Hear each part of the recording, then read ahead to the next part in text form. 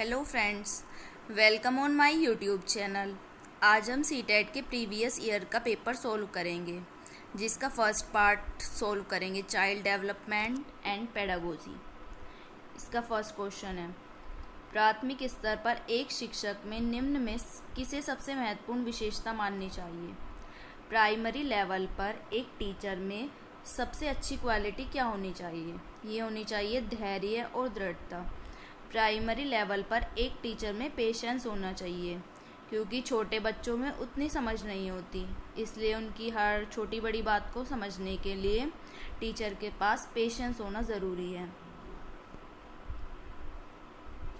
Next question, एक शिक्षक अपने लोकतांत्रिक स्वभाव के कारण विद्यार्थियों को पूरी कक्षा में कहीं पर भी बैठने की अनुमति देता है। कुछ शिक्षार्थी एक साथ बैठते हैं और चर्चा करते हैं या सामूहिक पठन करते हैं, कुछ चुपचाप बैठकर अपने आप पढ़ते हैं। एक अभिभावक को यह पसंद नहीं आता। इस स्थिति से निपटने का निम्न में से कौन सा तरीका सबसे बेहतर हो सकता है?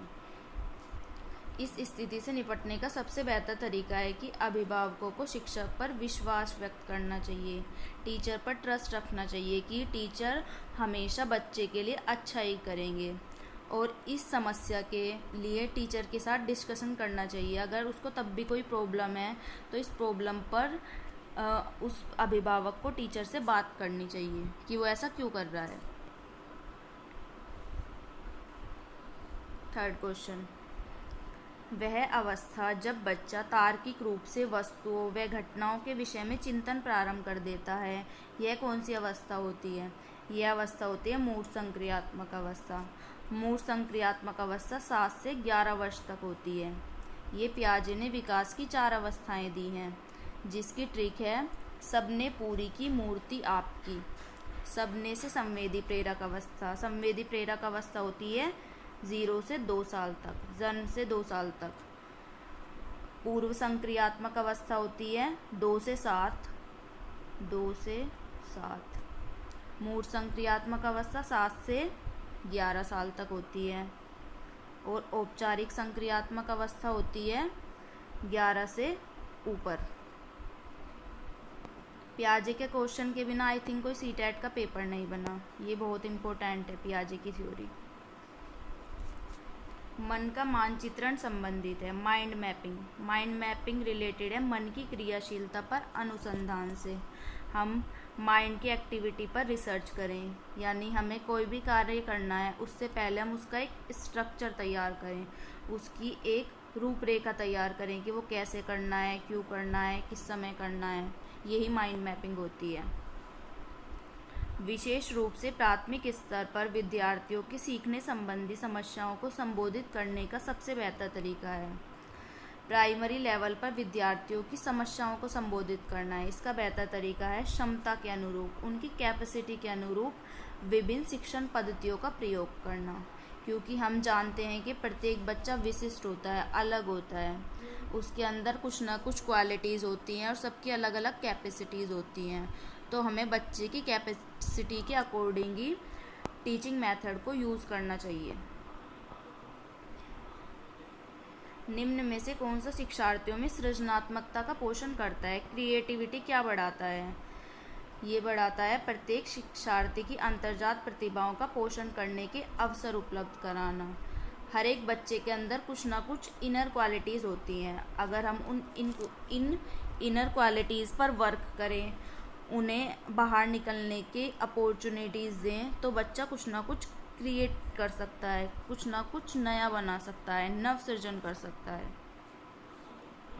नेक्स्ट क्वेश्चन, पियाजे के अनुसार निम्नलिखित में से कौन सी अवस्था में बच्चा अमूर्त संकल्पनाओं के विषय में तार्किक चिंतन करना प्रारंभ कर देता है?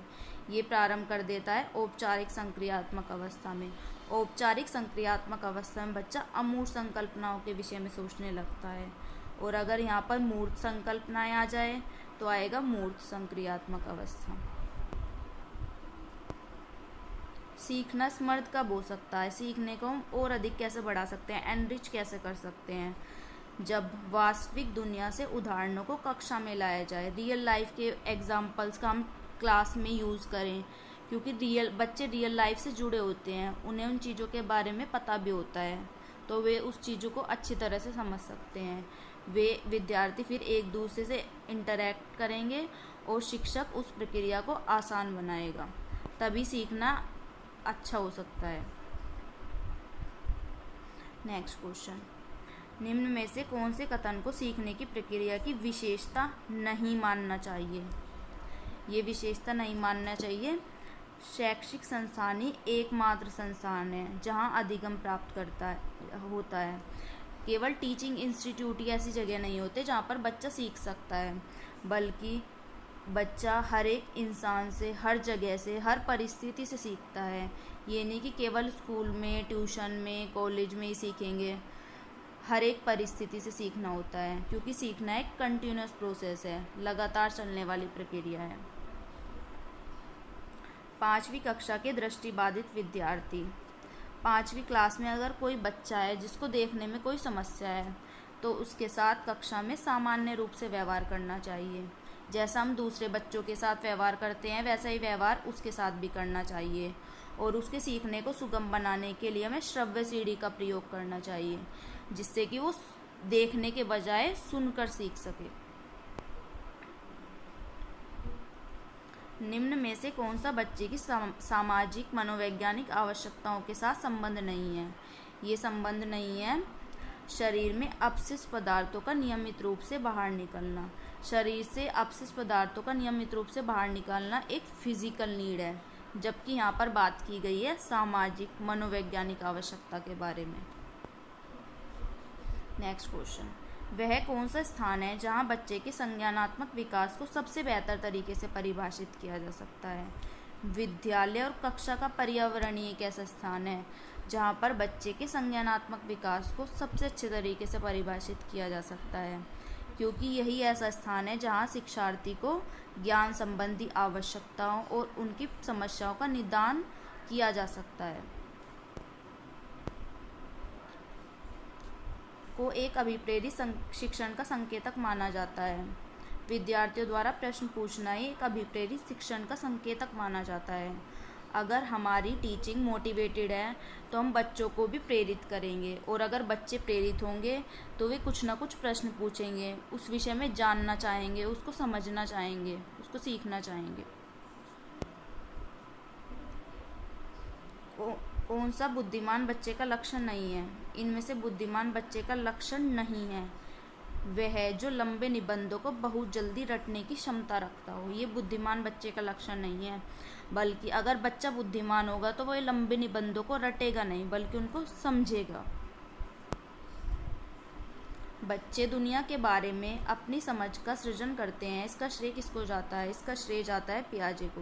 पियाजे एक कंस्ट्रक्टिविस्ट साइकोलॉजिस्ट हैं, जिन्होंने कहा है कि बच्चे कुछ ना कुछ निर्माण कर सकते हैं। बच्चे नन्हे वैज्ञानिक होते हैं जिनके अंदर नव सृजन करने की क्षमता होती है। नेक्स्ट क्वेश्चन, कृतिका अक्सर घर में ज़्यादा बात नहीं करती, लेकिन विद्यालय में वह काफ़ी बात करती है। तो ये क्या दर्शाता है? यह दर्शाता है कि उसके विचारों को विद्यालय में मान्यता मिलती है, इसलिए वो विद्यालय में ज़्यादा बात करती है, और घर पे उसके विचारों को कोई इम्पोर्टेंस नहीं दी जाती, इसलिए वो घर पर ज़्यादा बात नहीं करती। नेक्स्ट क्वेश्चन, एक शिक्षक को अपने विद्यार्थियों की क्षमताओं को समझने का प्रयास करना चाहिए। निम्नलिखित में से कौन सा क्षेत्र इस उद्देश्य के साथ संबंध है?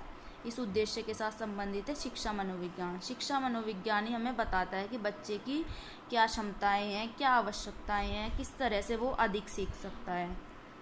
तो शिक्षा मनोविज्ञान के द्वारा ही यह संभव है। नेक्स्ट क्वेश्चन, सीखने की प्रक्रिया में अभिप्रेरणा। सीखने की प्रक्रिया में अभिप्रेरणा क्या करती है?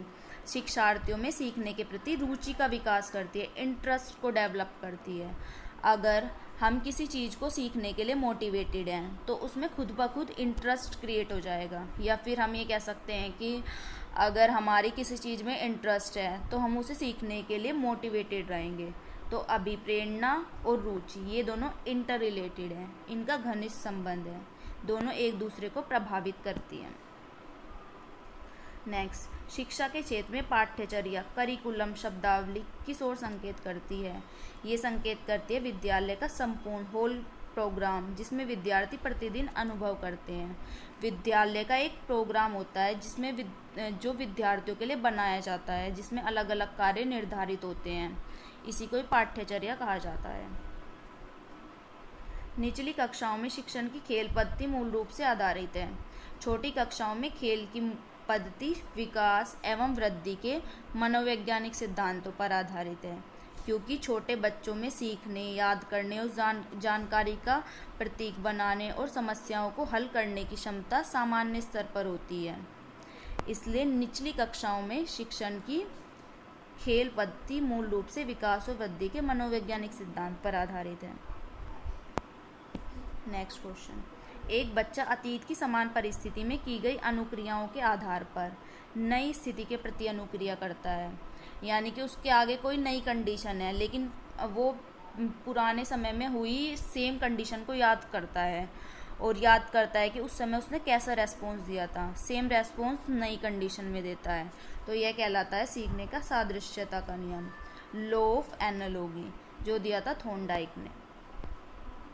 नेक्स्ट क्वेश्चन, प्रतिभाशाली होने का संकेत क्या नहीं है? प्रतिभाशाली होने का संकेत नहीं है, ये नहीं है दूसरों के साथ झगड़ा करना। अगर व्यक्ति प्रतिभाशाली होगा तो दूसरों के साथ झगड़ा नहीं करेगा, बल्कि उनके साथ अच्छा व्यवहार करेगा, उनके साथ कोऑपरेट करेगा, एडजस्ट करने की कोशिश करेगा, ना कि दूसरों के साथ झगड़ा करेगा। विशेष आवश्यकता वाले बच्चों को शिक्षा उपलब्ध करानी चाहिए। जिन बच्चों को कोई स्पेशल नीड है, उन बच्चों को कैसे शिक्षा देनी चाहिए? उन्हें अन्य बच्चों के साथ ही शिक्षा देनी चाहिए।